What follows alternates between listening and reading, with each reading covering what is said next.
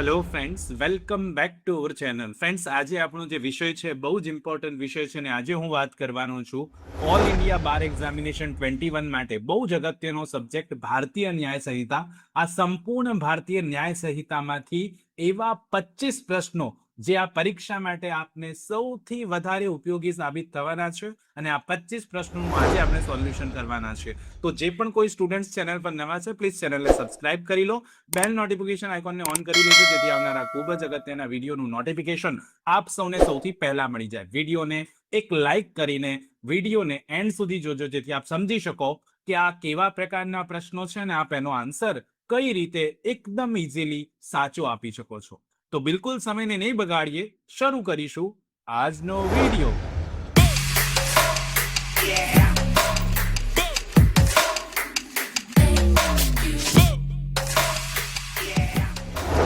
સૌથી પહેલો પ્રશ્ન છે, ભારતીય ન્યાય સંહિતા 2023 હેઠળ કોર્ટ શબ્દનો અર્થ નીચે મુજબનો થાય છે. ઓપ્શન એ, ન્યાયાધીશ કે જેમના એકલા ન્યાયિક કાર્યવાહી કરવાનો અધિકાર છે. ઓપ્શન બી, ન્યાયાધીશોનું જૂથ જેમને એક સંસ્થા તરીકે ન્યાયિક રીતે કાર્ય કરવાની સત્તા છે. ઓપ્શન સી, એ અને બી બંને, કે ઓપ્શન ડી ઉપરોક્તમાંથી કોઈ નહીં. શું આવે સાચો જવાબ? પ્રશ્ન નંબર 1 નો કરેક્ટ આન્સર બીએનએસ મુજબ સી બનશે, એ અને બી બંને. ઓકે, તો અહીંયા સી સાચો જવાબ છે. જો આપને પણ આન્સર આવડતા હોય તો કોમેન્ટ કરતા જજો. પ્રશ્ન નંબર 2 જોઈએ. ભારતીય ન્યાય સંહિતા 2023 હેઠળ જ્યારે કોઈ વ્યક્તિ ગેરકાયદેસર રીતે કંઈક મેળવે છે જેનો તે કાયદેસર રીતે હકદાર નથી, ત્યારે તેણે શું કર્યું કહેવાય? છેતરપિંડી, ગેરકાયદે લાભ, ગેરકાયદે નુકસાન કે ઉપરોક્ત પૈકી કોઈ નહીં. તો પ્રશ્ન નંબર 2 માં સાચો જવાબ બને બી, ગેરકાયદે લાભ લીધો કહેવાય. વ્યક્તિ ગેરકાયદેસર રીતે કંઈક મેળવે અને પાછો જેનો એ હકદાર છે જ નહીં, તો that is the concept of wrongful gain, જેને આપણે ગેરકાયદે લાભ કહીએ છીએ. પ્રશ્ન નંબર 2 માં બી વિલ બી કરેક્ટ આન્સર. પ્રશ્ન નંબર 3 જુઓ, બહુ અગત્યનો પ્રશ્ન. નીચે પૈકી કયા કેસમાં એવું જણાવવામાં આવ્યું છે કે સામાન્ય ઇરાદાની વહેંચણી ઘટના સ્થળે પણ થઈ શકે? બરેન્દ્ર કુમાર ઘોષ વિરુદ્ધ કિંગ એમ્પેરર, મહબૂબ શાહ વિરુદ્ધ કિંગ એમ્પેરર, કૃપાલ સિંહ વિરુદ્ધ યુપી રાજ્ય કે ઋષિદેવ પાંડે વિરુદ્ધ યુપી રાજ્ય? પ્રશ્ન નંબર 3 માં શું આવે સાચો જવાબ? તો આ યાદ રાખી લેજો, સામાન્ય ઇરાદાની વહેંચણી ઘટના સ્થળે પણ થઈ શકે એ બાબતનો એક ચુકાદો છે. 3 નંબરમાં સાચો જવાબ બી બને, મહબૂબ શાહ વિરુદ્ધ કિંગ એમ્પેરરનો આ લેન્ડમાર્ક ચુકાદો. બી વિલ બી કરેક્ટ આન્સર. પ્રશ્ન નંબર 4 જુઓ. દુર્લભના દુર્લભ કેસ હોય તો એમાં જ ફાંસીની સજા કરવી જોઈએ. રેરેસ્ટ ઓફ ધી રેર કેસમાં જ ફાંસીની સજા કરવી જોઈએ. આવું નીચે પૈકી કયા કેસમાં જણાવવામાં આવેલું છે? બચનસિંહ વિરુદ્ધ પંજાબ રાજ્ય, રામેશ્વર વિરુદ્ધ યુપી રાજ્ય, ટીવી વાથીસ્વરન વિરુદ્ધ તમિલનાડુ રાજ્ય કે યુપી રાજ્ય વિરુદ્ધ એમ કે એન્થોની? પ્રશ્ન નંબર 4 માં સાચો જવાબ શું આવે ફ્રેન્ડ્સ? બહુ જ અગત્યનો પ્રશ્ન. પ્રશ્ન નંબર 4 માં કરેક્ટ આન્સર બને છે એ, ફાંસીની સજા દરેક કેસમાં ના થઈ શકે, દુર્લભ કેસ હોય તો જ કરવામાં આવે. બચનસિંહ વિરુદ્ધ પંજાબ રાજ્યમાં આવું સ્પેસિફિક ડાયરેક્શન આપેલું છે નામદાર સુપ્રીમ કોર્ટે. એ વિલ બી કરેક્ટ આન્સર. પ્રશ્ન નંબર 5 જુઓ. બીએનએસ 2023 હેઠળ સજામાં નીચે પૈકી કોણ ઘટાડો કરી શકે? હાઈકોર્ટના મુખ્ય ન્યાયાધીશ, ભારતના મુખ્ય ન્યાયાધીશ, યોગ્ય સરકાર કે કોઈ પણ અપીલ અદાલત? તો પ્રશ્ન નંબર 5 હોય તો એનો કરેક્ટ આન્સર બને છે સી, યોગ્ય સરકાર, જેને આપણે ઇંગ્લિશમાં એપ્રોપ્રિએટ ગવર્નમેન્ટ કહીએ છીએ. She will be correct answer, યોગ્ય સરકાર ઘટાડો કરી શકે. પ્રશ્ન નંબર 6 જુઓ. ભારતીય ન્યાય સંહિતા 2023 ની કઈ કલમ એકાંત કેદની જોગવાઈ કરે છે? કલમ 10, કલમ 11, કલમ 12 કે કલમ 13? 6 નંબરના પ્રશ્નમાં સાચો જવાબ બી બને, કલમ નંબર 11 માં એકાંત કેદની જોગવાઈ છે. બી વિલ બી કરેક્ટ આન્સર. પ્રશ્ન નંબર 7 જુઓ હવે. ભારતીય ન્યાય સંહિતા 2023 હેઠળ કેટલા વર્ષથી ઓછી ઉંમરના બાળક દ્વારા કરવામાં આવેલું કોઈ પણ કૃત્ય ગુનો બને નહીં? 8 વર્ષ, 10 વર્ષ, 7 વર્ષ કે 12 વર્ષ? તો યાદ રાખી લેજો, 7 વર્ષથી ઓછી વયનું બાળક હોય તો તેના દ્વારા કરવામાં આવેલું કૃત્ય ગુનો બનતું નથી. આ સામાન્ય અપવાદ છે. She will be correct answer. પ્રશ્ન નંબર 8 જુઓ. દરેક વ્યક્તિને ખાનગી બચાવનો અધિકાર છે. શેના માટે? ઓપ્શન એ, તેના પોતાના શરીર માટે. ઓપ્શન બી, પોતાના શરીર અને મિલકત અને અન્ય કોઈ વ્યક્તિના શરીર માટે. ઓપ્શન સી, પોતાના શરીર અને મિલકત માટે. ઓપ્શન ડી, તેના પોતાના શરીર, મિલકત અને અન્ય વ્યક્તિના શરીર અને મિલકત માટે. તો 8 નંબરનો પ્રશ્ન ખાનગી બચાવનો પ્રશ્ન છે, રાઇટ ઓફ પ્રાઇવેટ ડિફેન્સનો પ્રશ્ન છે. 8 નંબરના પ્રશ્નમાં કરેક્ટ આન્સર ડી બને. વ્યક્તિ પોતાની શરીર, પોતાના મિલકત માટે પણ અધિકાર છે. બીજાના શરીર, બીજા વ્યક્તિના શરીર અને બીજા વ્યક્તિના મિલકત માટે પણ રાઇટ ટુ પ્રાઇવેટ ડિફેન્સ મળે છે. 8 માં સાચો જવાબ ડી બની જશે. પ્રશ્ન નંબર 9 જોઈએ હવે.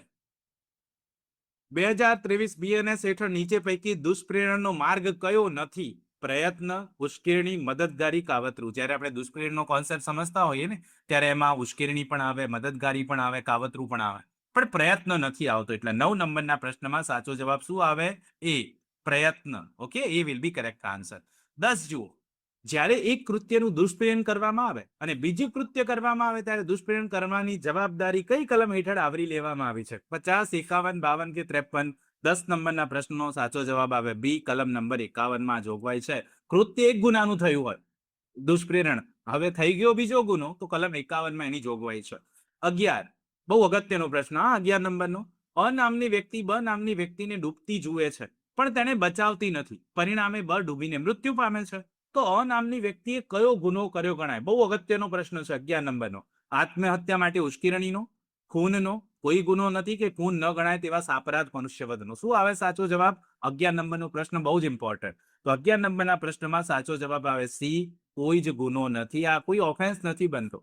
ઓકે, તો she will be correct answer. 12 જુઓ, ગેંગરેપનો ગુનો બનવા માટે બળાત્કાર એક કરતા વધુ વ્યક્તિઓ દ્વારા કરવામાં આવે તે જરૂરી છે, બળાત્કાર બે કરતા વધુ વ્યક્તિઓ દ્વારા કરવામાં આવે તે જરૂરી છે, ઓછામાં ઓછા 5 વ્યક્તિઓ દ્વારા બળાત્કાર કરવો જરૂરી છે, કે ઉપરોક્તમાંથી કોઈ પણ સાચું નથી.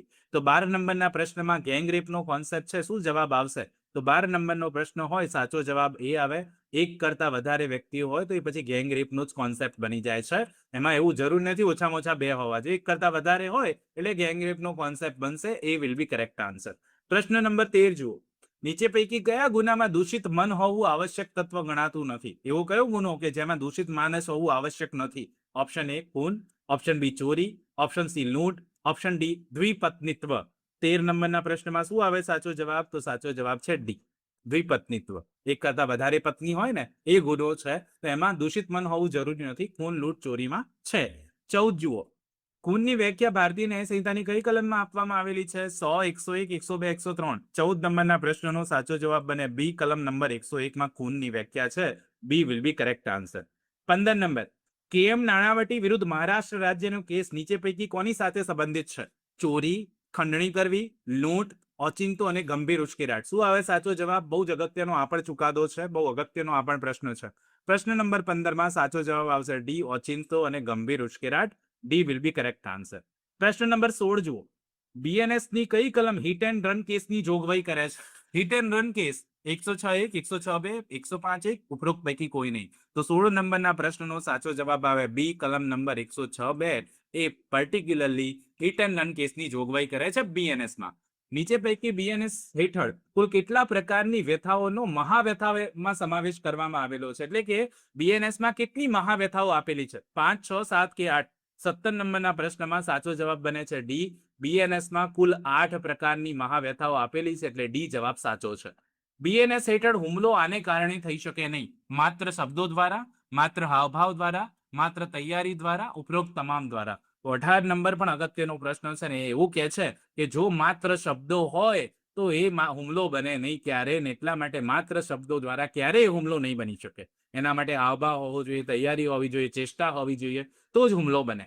પ્રશ્ન નંબર 19 જુઓ, બીએનએસ હેઠળ વ્યક્તિના અપનયનના ગુના માટે અપમાન કરાયેલ વ્યક્તિ ખાલી જગ્યા હોવી જોઈએ. સગીર, પુખ્ત, સગીર અથવા પુખ્ત કે ઉપરોક્ત પૈકી કોઈ નહીં. તો 19 નંબરનો પ્રશ્ન પણ એટલો જ ઇમ્પોર્ટન્ટ છે, અપનયન માટે પ્રશ્ન પૂછ્યો છે. 19 નંબરના પ્રશ્નમાં સાચો જવાબ સી આવે, એ સગીર પણ હોઈ શકે, પુખ્ત પણ હોઈ શકે, એવું જરૂરી નથી કે સગીર જ હોય. She will be correct answer. 20 જુઓ, બીએનએસ હેઠળ ગેરકાયદેસર મંડળી માટે ઓછામાં ઓછા કેટલા વ્યક્તિઓ જોઈએ?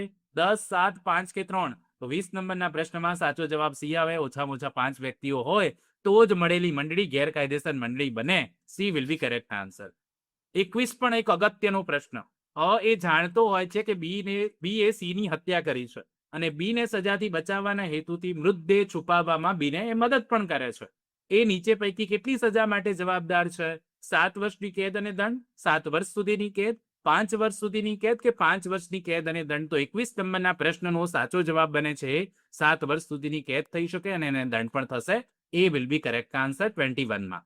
22 જુઓ, બીએનએસ 2023 હેઠળ ચોરીની વિષય વસ્તુ કઈ છે? જંગમ મિલકત હોઈ શકે, સ્થાવર મિલકત હોઈ શકે, જંગમ અથવા સ્થાવર મિલકત હોઈ શકે, ઉપરોક્ત પૈકી કોઈ નહીં. તો હંમેશા યાદ રાખજો, જ્યારે ચોરીની વાત હોય ને માત્ર જંગમ મિલકત જ આવે. ચોરી જંગમ મિલકતની જ થાય, સ્થાવર મિલકત આવે નહીં. A will be correct answer in question number 22. 23 જુઓ, લૂંટના આચરણ માટે ગુનેગારોની ઓછામાં ઓછા કેટલી સંખ્યા હોવી જોઈએ? એક વ્યક્તિ, બે વ્યક્તિઓ, 5 વ્યક્તિઓ કે 3 વ્યક્તિઓ? તો 23 નંબરનો પણ અગત્યનો કોન્સેપ્ટ. લૂંટ માટે એવું કંઈ નક્કી નથી અને એટલે 23માં એક વ્યક્તિ will be correct answer. A will be correct answer. 24 જુઓ. બીએનએસ 2023 હેઠળ જો કોઈ વ્યક્તિ પોતાને સોંપાયેલી કોઈ પણ મિલકત અપ્રમાણિકપણે પોતાના ઉપયોગમાં ફેરવી દે તો તેણે કયો ગુનો કર્યો ગણાય? ફ્રોડ, ઠગાઈ, મિલકતનો દુર્વિનિયોગ કે ગુનાહિત વિશ્વાસઘાત? 24 નંબરનો પ્રશ્ન પણ ઇમ્પોર્ટન્ટ. સાચો જવાબ ડી બને.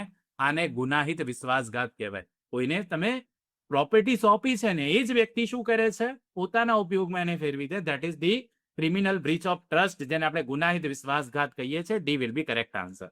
25 નંબરનો પ્રશ્ન ને હંમેશાની જેમ જેનો આન્સર આપ સૌએ મને નીચે કોમેન્ટ બોક્સમાં કોમેન્ટ કરીને આપવાનો છે અને સાથે સાથે આપને હવે મોક ટેસ્ટ નંબર 7 જોઈએ છે. ભારતીય સાક્ષ્ય અધિનિયમ પર આપ મોક ટેસ્ટ નંબર 7 જોઈએ છે તો કોમેન્ટમાં લખી દેવાનું છે મોક ટેસ્ટ નંબર 7 BSA લખી દેવાનું છે. હા, અને આ પ્રશ્નનો જવાબ પણ આપવાનો છે. 25 નંબરનો પ્રશ્ન છે કે બીએનએસ હેઠળ ZAB ની ઘડિયાળ ચોરી છે એવા ઈરાદા સાથે એ કહે છે કે જેડ એક પ્રામાણિક માણસ છે. તે ક્યારેય બીની ઘડિયાળ ચોરી નથી, એને ચોરી કરી શકે નહીં. તો એ નામના વ્યક્તિ આવું કહ્યું છે તો એ નામનો વ્યક્તિ શાના માટે જવાબદાર ગણાય? કોઈ ગુનો કરેલ નથી, વિશ્વાસઘાત માટે, બદનક્ષી માટે કે ચોરી માટે? 25 નંબરના પ્રશ્નનો જવાબ કોમેન્ટમાં જરૂરથી આપજો.